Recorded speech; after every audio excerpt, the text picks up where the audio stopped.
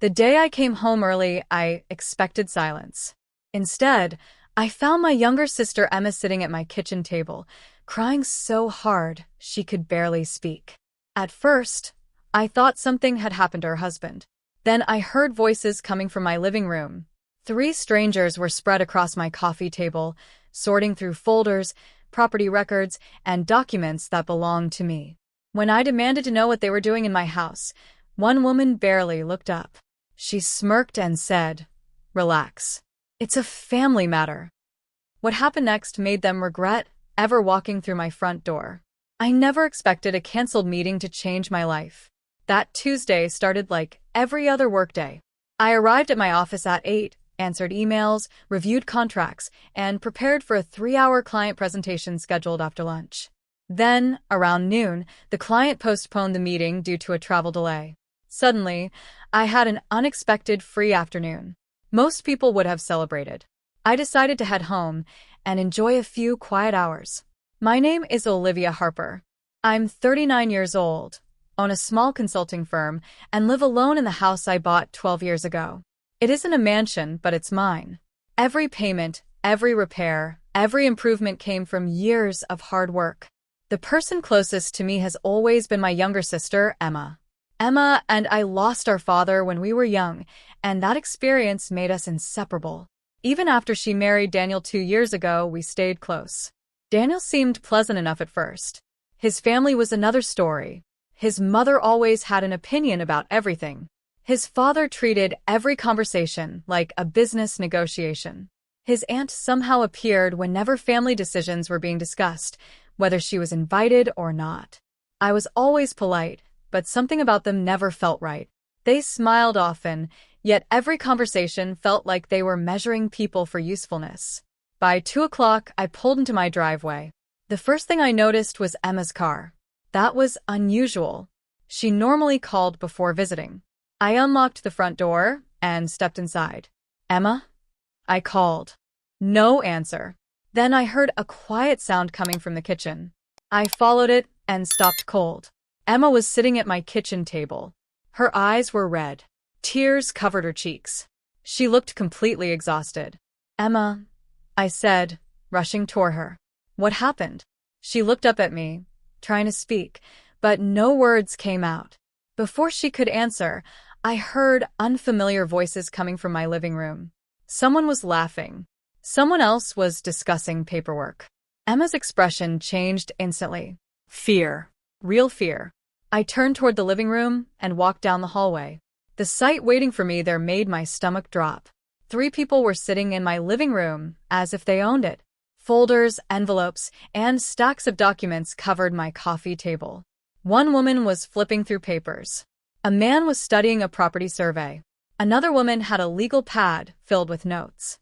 None of them had permission to be there. For a moment, nobody noticed me. Then Daniel's mother looked up. "Oh," she said casually. "You're home early." Not hello. Not an apology. Just mild annoyance, as if I had interrupted her. I crossed my arms. What exactly is going on here? Daniel's father barely glanced up from the documents. "We're having a discussion. In my house." "It concerns family," he replied. I looked at the papers spread across my table. Many of them belonged to me. Property tax records, mortgage documents, insurance paperwork. My stomach tightened. "Why are you looking through my files?" Before anyone else could answer, Daniel's mother waved a dismissive hand. "Relax, Olivia. It's a family matter." The words hit me like a slap. "A family matter?" I repeated. "Yes," she said. "There's no reason to get emotional." I stared at her in disbelief. She was sitting in my living room, touching my personal documents, and somehow I was the problem.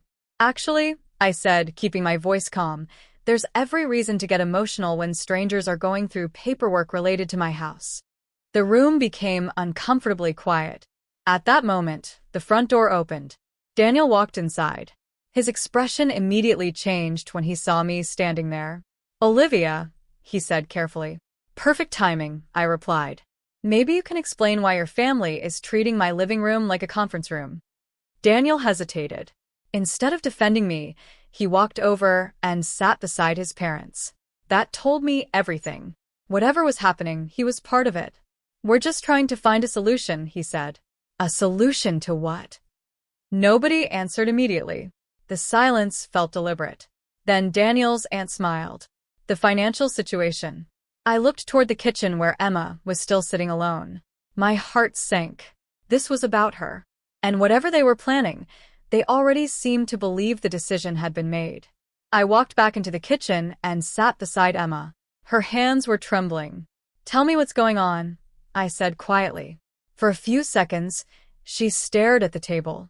Then she finally spoke. Daniel invested money in a business opportunity 6 months ago. I frowned. What kind of business? He said it was a logistics company. One of his friends promised huge returns. And Emma wiped her eyes. It failed. The words came out almost as a whisper. How much did he lose? She looked away. I don't know. That answer bothered me immediately. You don't know? No. Every time I ask, I get a different number. I glanced toward the living room. Suddenly, the strange meeting made more sense. Unfortunately, it also raised more questions. A few minutes later, we returned to the others. Daniel's father immediately resumed talking. Families help each other during difficult times. I folded my arms. I agree. Good, he said. Then you understand why sacrifices are necessary. Something about his tone irritated me. What kind of sacrifice are we talking about? Daniel's mother answered before anyone else could. Emma and Daniel need support. Support is one thing, I said. Trying to involve my property is another.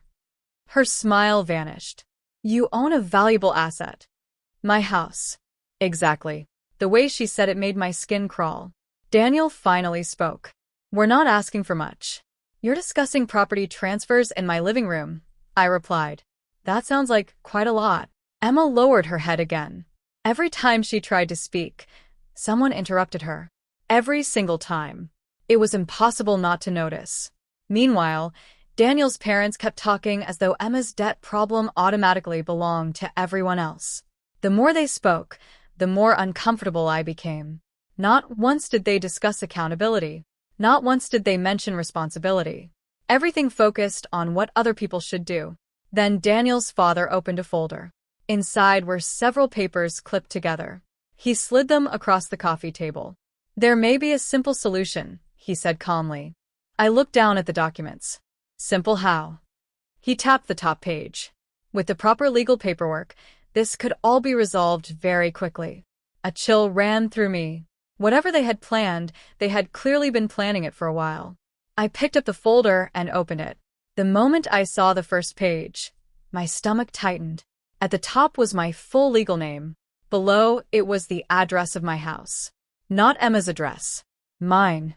I slowly turned the page. Then another. And another. Each document made less sense than the one before it. There were property transfer drafts, financial agreements, proposed ownership arrangements, sections highlighted in yellow, sticky notes attached to certain pages. Someone had spent a lot of time preparing this package. What exactly is this? I asked. Daniel's aunt leaned forward. They're just options. Options for who? For the family. I looked at her. No. These documents affect my property. That makes them my concern. Nobody answered. That silence told me more than words could. I continued reading. Several pages already contained prepared signature lines. One line was marked for me, another for a witness, a third for a notary. The paperwork looked disturbingly complete, almost as if my agreement had been assumed from the beginning. I set the folder down. Who prepared these? Daniel's father cleared his throat. A lawyer reviewed them. A lawyer? Yes. Did I hire that lawyer? No. Did I ask for these documents? No. Then why are they sitting on my coffee table? The room became noticeably uncomfortable. Daniel shifted in his chair. His mother crossed her arms. His aunt suddenly became very interested in her notes. I turned toward Emma. Did you know about this? Her eyes widened. No. You never agreed to any of it? She shook her head immediately. No. They told me we were discussing solutions. For the first time, I saw genuine panic in her expression. She looked as shocked as I felt. That realization changed everything. Until that moment, I had assumed Emma was part of the plan. Now I understood she was being pressured too. Daniel noticed where my attention had gone. "Emma's overwhelmed," he said quickly.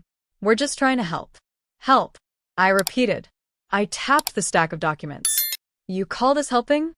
Nobody answered. I closed the folder and pushed it back across the table. "No." Daniel's mother frowned. "No what?" "No signatures." The room went silent. "I'm not signing anything today." Daniel's father's expression hardened instantly. For the first time, the polite masks began to slip. And I had a feeling the real conversation was finally about to begin. The atmosphere changed the moment I refused to sign. The polite smiles disappeared. Daniel's mother leaned forward and folded her hands. "Olivia, nobody is trying to take advantage of you." "Then why am I looking at transfer documents for my property?" "Because family helps family." There it was again. That phrase. As if repeating it enough times would make everything reasonable. I looked directly at Daniel. "How much debt are we talking about?" He hesitated.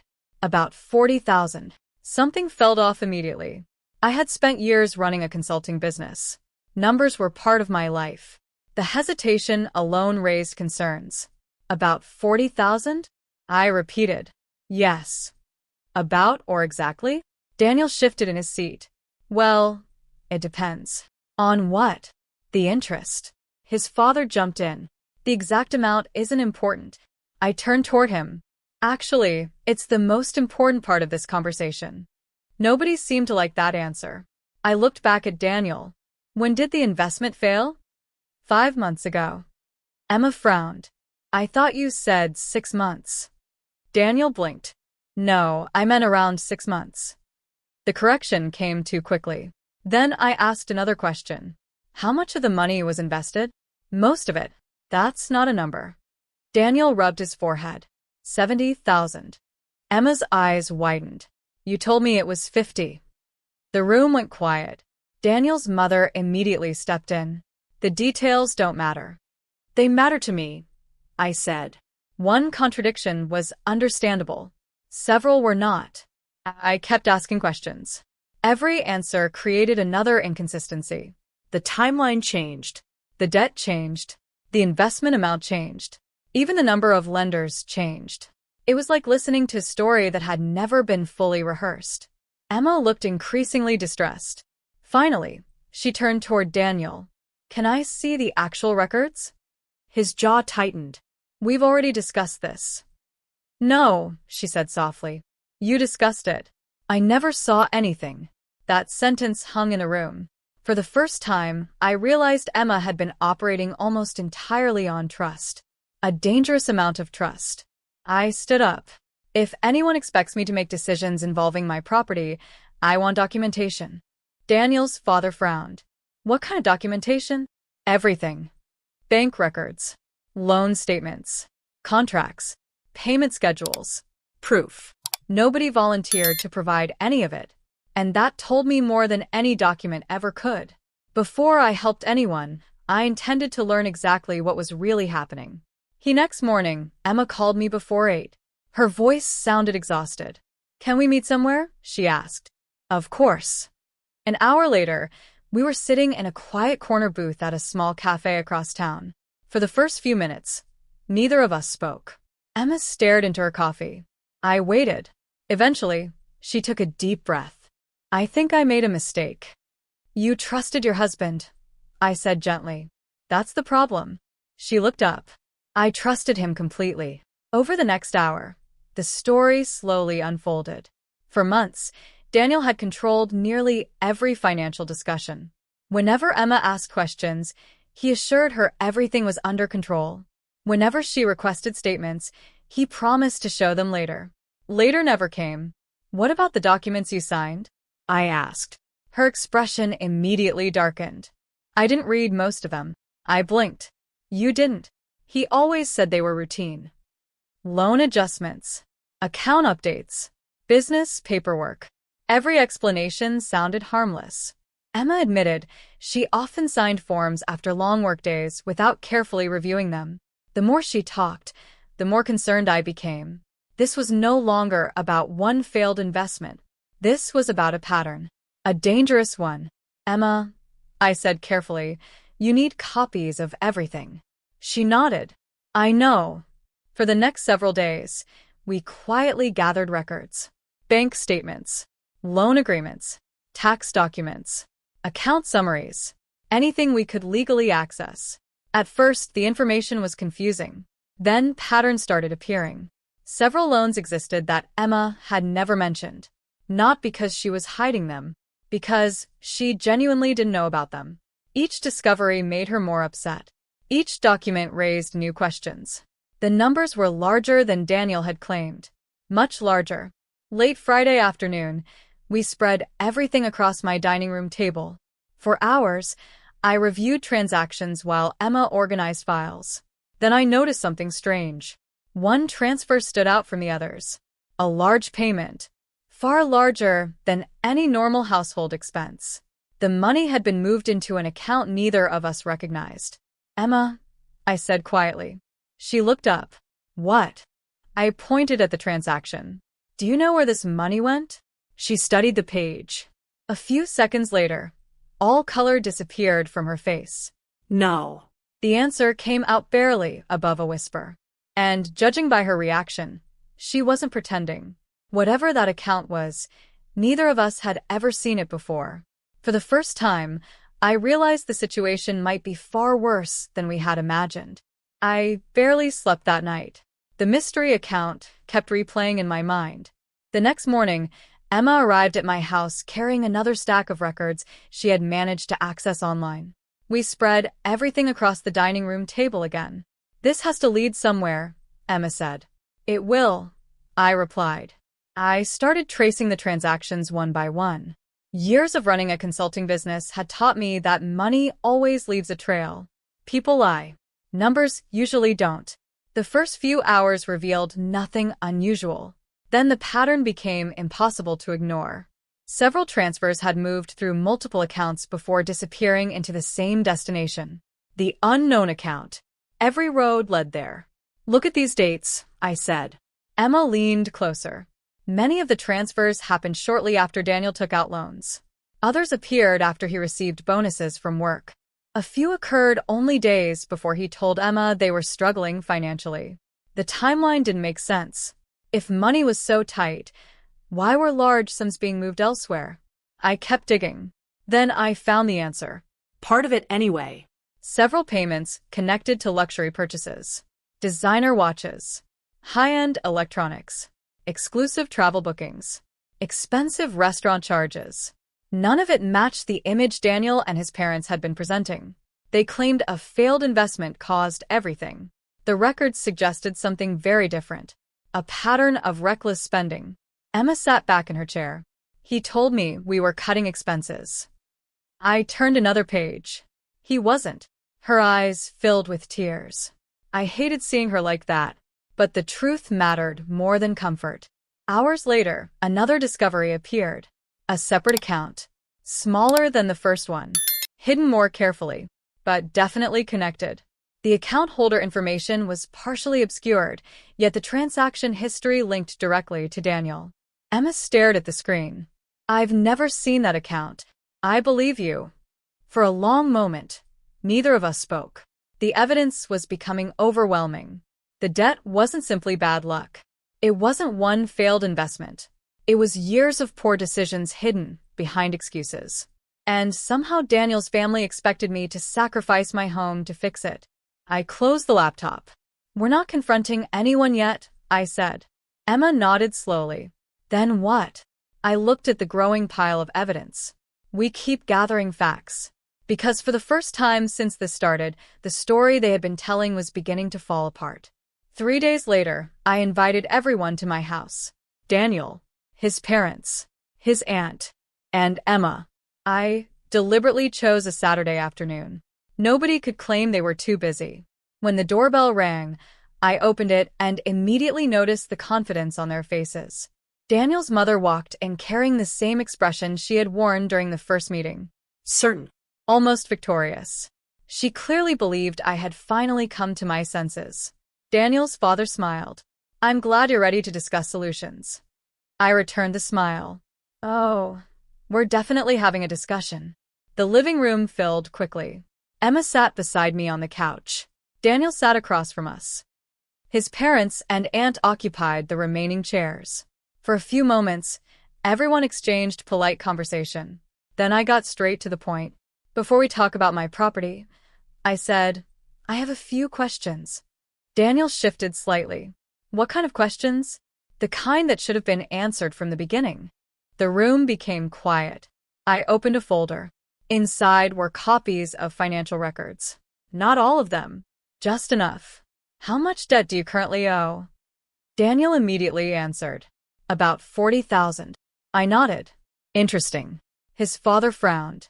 What's interesting about that? I slid a document across the coffee table. Because this record shows a completely different number.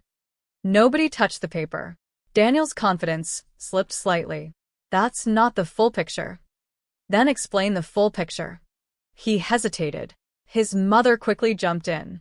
There are circumstances you don't understand. I looked at her. Then help me understand. No answer came. Only uncomfortable silence. I asked another question. Then another. And another. Each response created a new contradiction. Dates didn't match. Amounts changed. Stories shifted. Even Daniel's aunt stopped taking notes. The atmosphere grew heavier with every passing minute. Emma remained silent. Watching. Listening. Learning. Finally, Daniel became frustrated. Why does this feel like an interrogation? Because nobody has given a straight answer. I opened another folder. This one contained additional records. The room instantly became still. Daniel stared at the documents. His mother's expression changed. His father stopped speaking entirely. For the first time, they realized I knew far more than they expected. I rested my hand on the folder. This, I said calmly, is only part of what I found.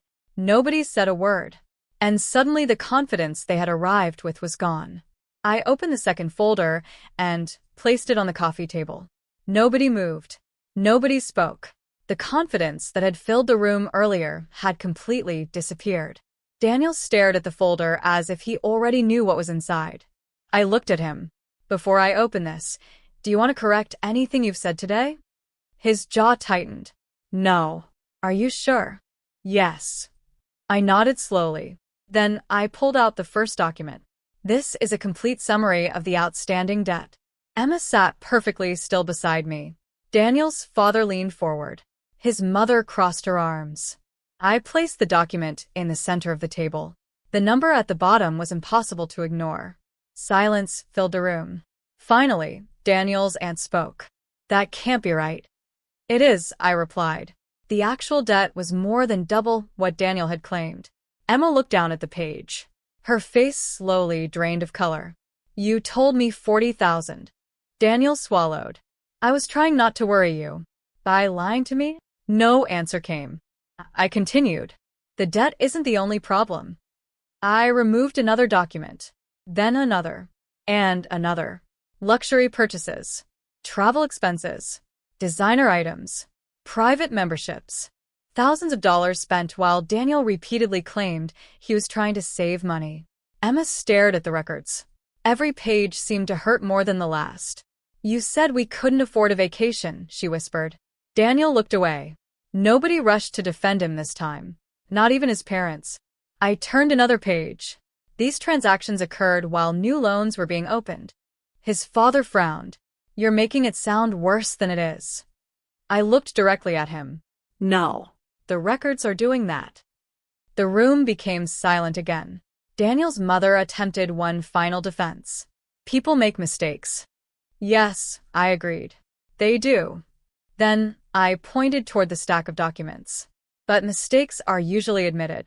I looked at Emma. These records show choices. That was the moment everything changed. For the first time since this began, Emma wasn't questioning herself. She wasn't doubting her instincts. She was looking directly at the truth. And the truth was undeniable. Daniel saw it too. Desperation appeared in his expression. Then he leaned forward and made one final request. "Fine," he said quietly. "I made mistakes." He looked directly at me.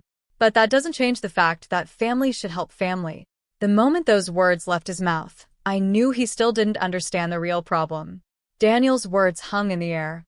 Family should help family. For a moment, nobody spoke. Then Daniel's mother nodded in agreement. Exactly, she said. Mistakes were made, but that doesn't mean we abandon each other. I leaned back in my chair. What does helping look like to you? Daniel exchanged a glance with his father. His mother answered first. You own this house outright.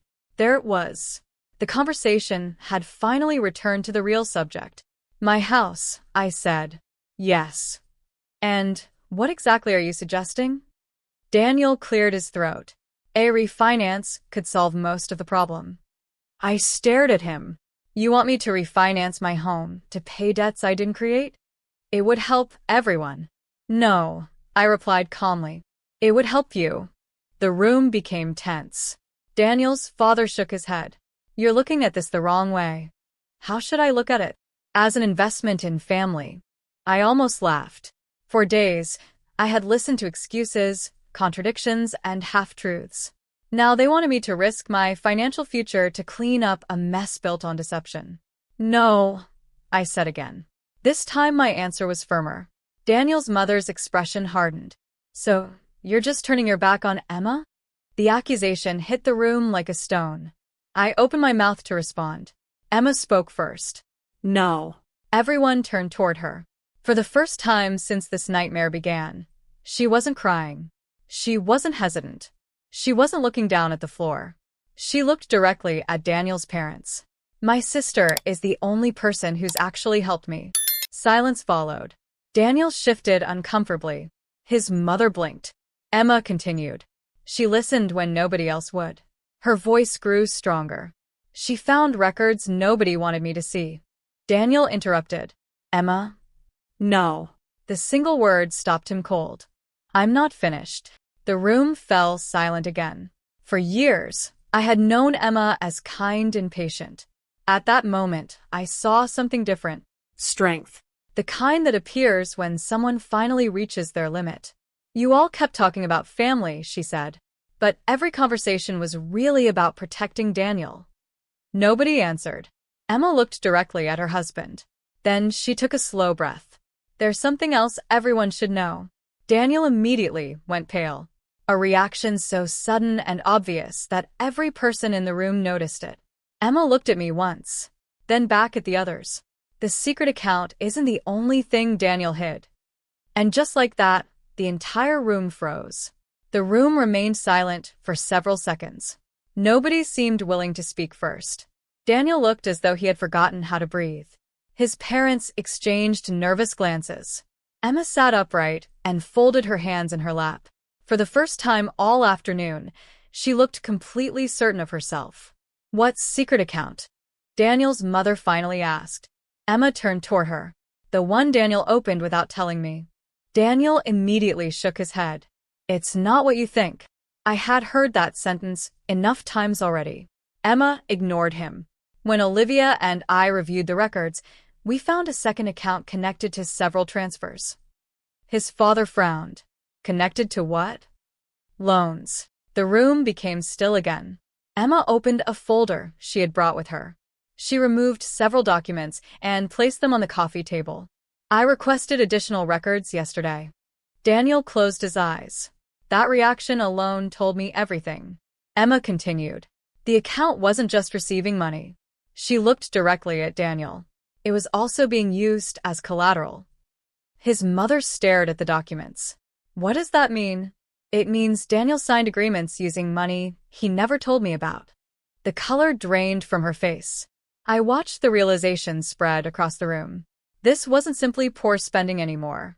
This was deliberate concealment. Daniel finally leaned forward. I was trying to fix things. By creating more debt? Emma asked. I had a plan.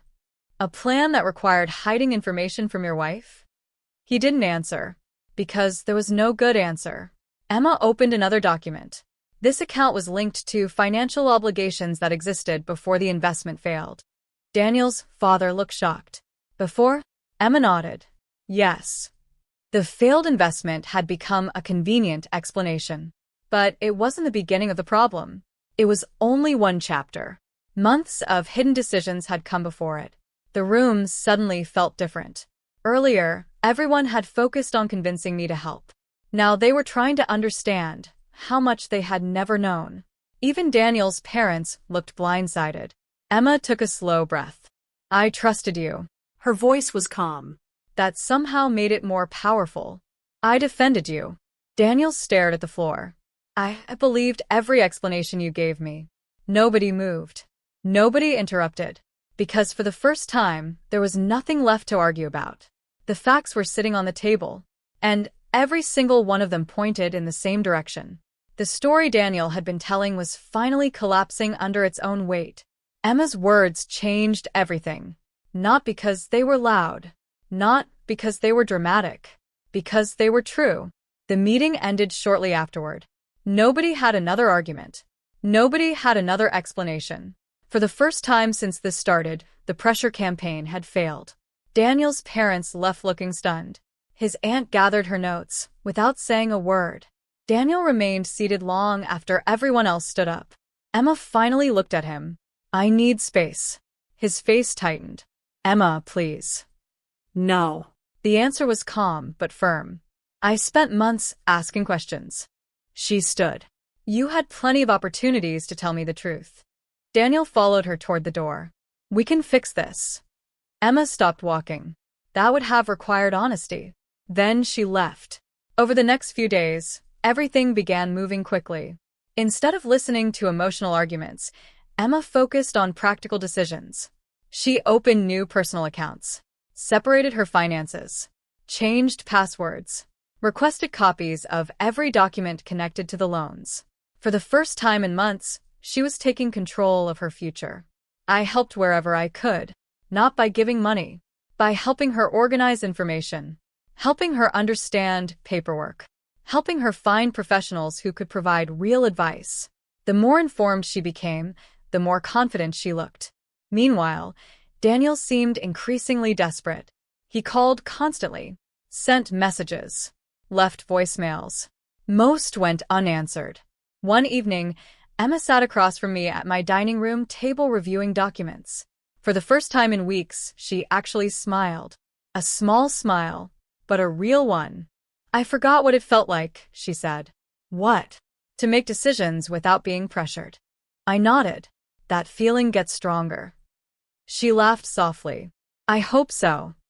Unfortunately, not everyone was happy about her growing independence. 3 days later, Daniel's mother called me. The moment I answered, I knew exactly why. This is your fault, she said. I almost laughed. My fault. You turned Emma against her family. I looked around my kitchen. The same kitchen where Emma had sat crying only days earlier. No, I replied calmly. Truth did that. The woman fell silent. For a moment, neither of us spoke. Then she ended the call, without another word. I placed my phone on the counter.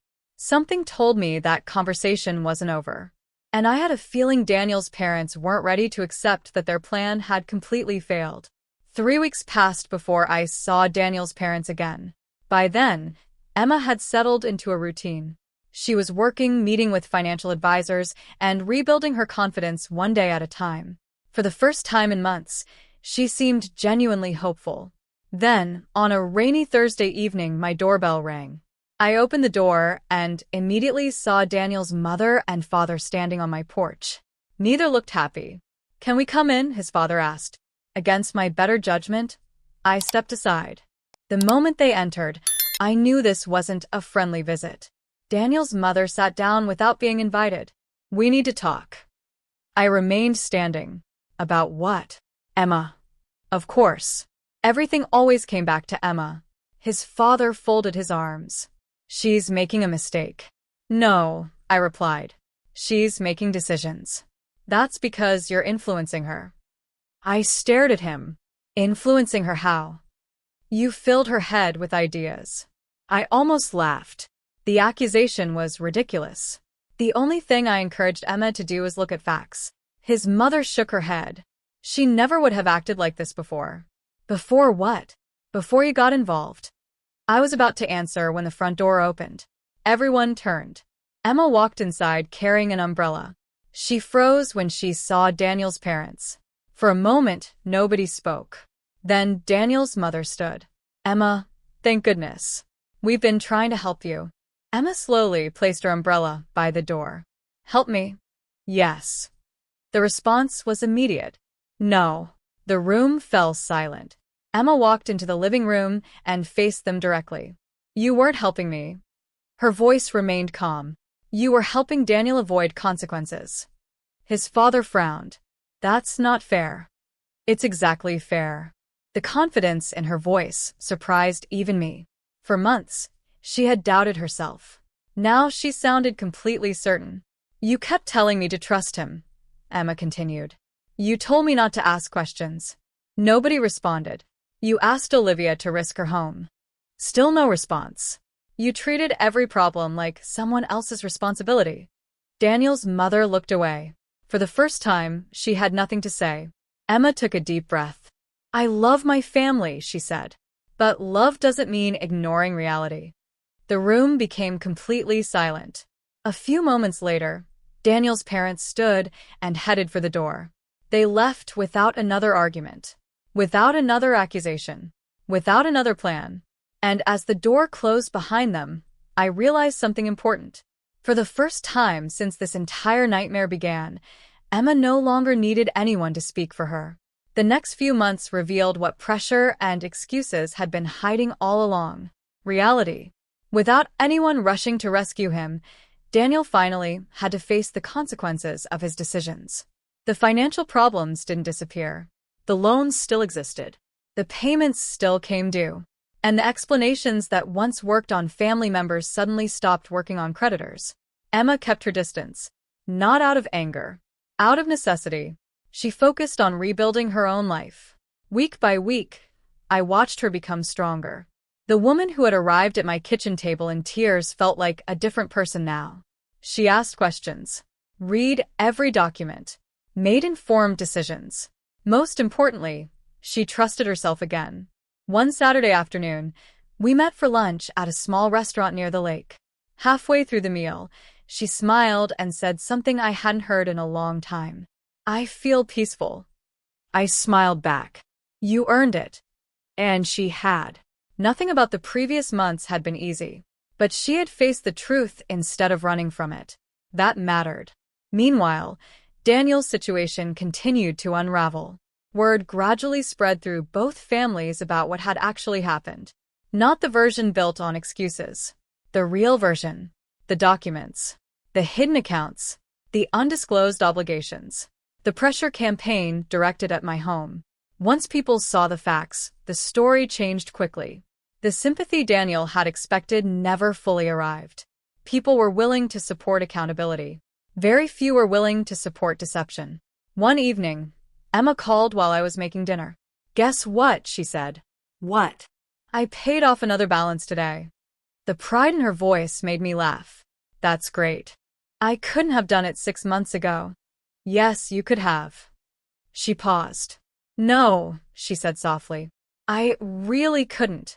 After we hung up, I stood in my kitchen thinking about everything that had happened. The strangers sorting through my paperwork. The demands. The manipulation. The endless claims about family obligations. It all felt distant now. The boundaries Emma and I had built were holding. Nobody was discussing my house anymore.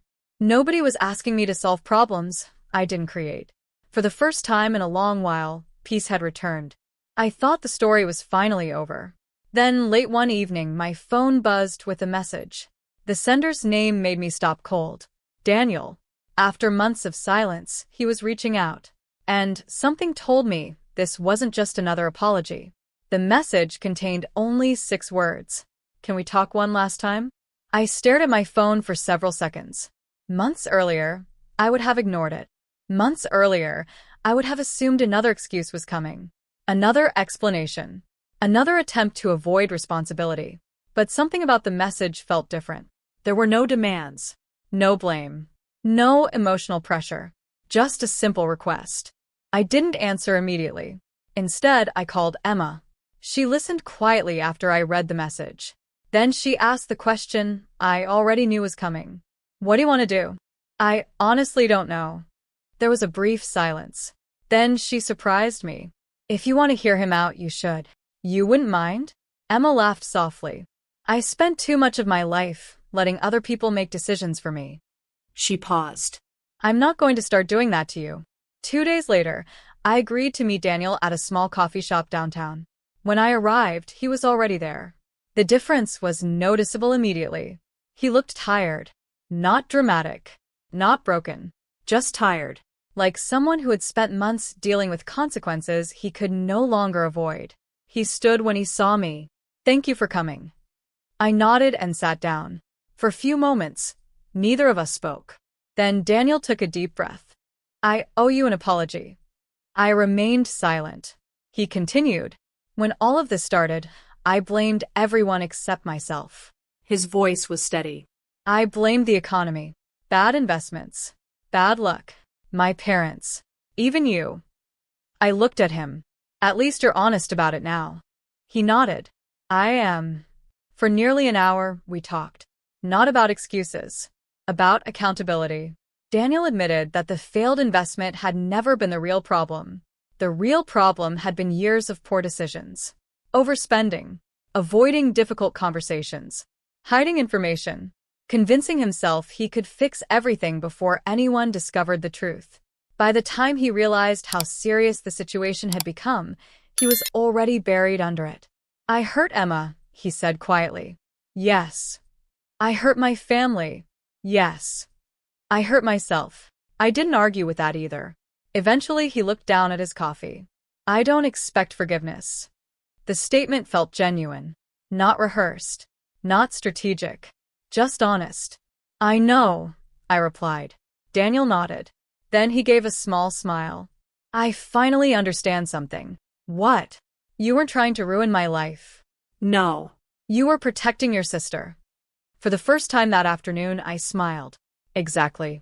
When we left the coffee shop, there were no dramatic promises.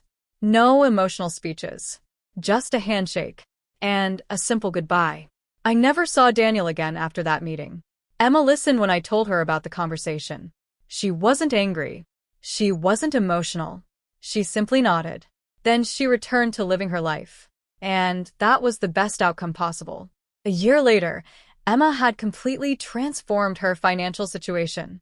The debts connected to her name were organized and manageable. Her confidence had returned. Her future belonged to her again. As for me, life became wonderfully ordinary. Work. Friends. Family dinners. Quiet weekends. The kind of normal life people often overlook until it's gone. Sometimes I still thought about the afternoon I walked into my living room and found strangers sorting through documents that belonged to me. I remembered Daniel's mother dismissing my concerns. I remembered the confident smiles, the assumptions, the pressure. Most of all, I remembered the phrase that started everything. It's a family matter. At the time, they used those words to justify crossing boundaries, to justify secrecy, to justify decisions that were never theirs to make. But they misunderstood something important. Family isn't about forcing sacrifices from people who never created the problem. Family isn't about manipulation. And family certainly isn't about demanding ownership over someone else's future. Real family tells the truth. Real family accepts responsibility. Real family respects boundaries. Those lessons came at a cost. A painful one. But they were learned. The people who walked into my house that afternoon believed they could decide what happened next. They believed my home was a solution.